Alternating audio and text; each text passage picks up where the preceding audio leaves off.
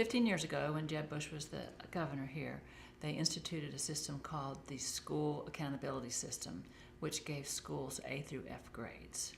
And at the time, it was to get schools to really try to focus on their students' test scores, which the state of Florida did.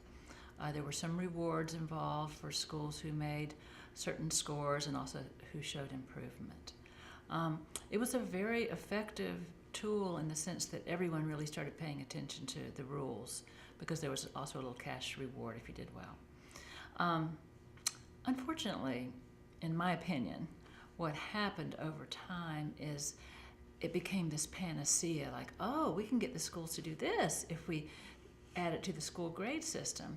And so it sort of went from maybe a good measure to something that sort of became a hammer. And what really has become clear over the last 15 years is it is a very biased system when it comes to poverty, because the schools with the highest poverty rates are the ones who get the lowest grades.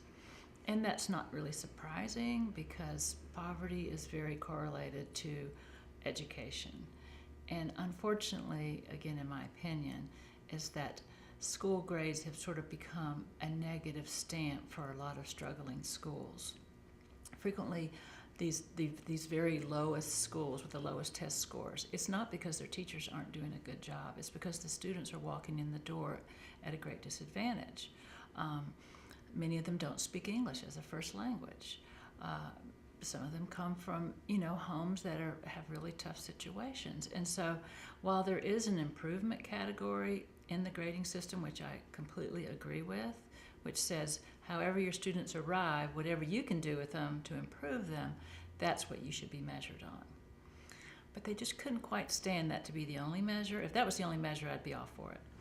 But what happened is they said, well, we can't have a school where a lot of the kids can't read getting an A. So they put in a measure that says you have, like 50% of the score, the kids have to be proficient.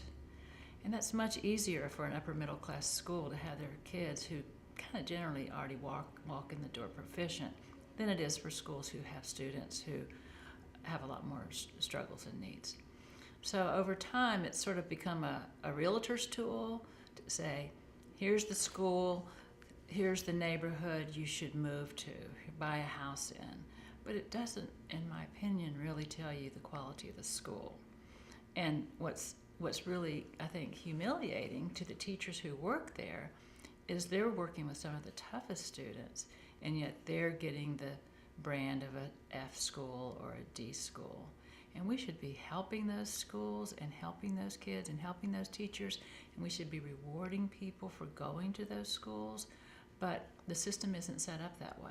It doesn't reward, like I said, if it just rewarded improvement, it would be fine. But it rewards something else, and it really is much, much easier for an upper middle class school.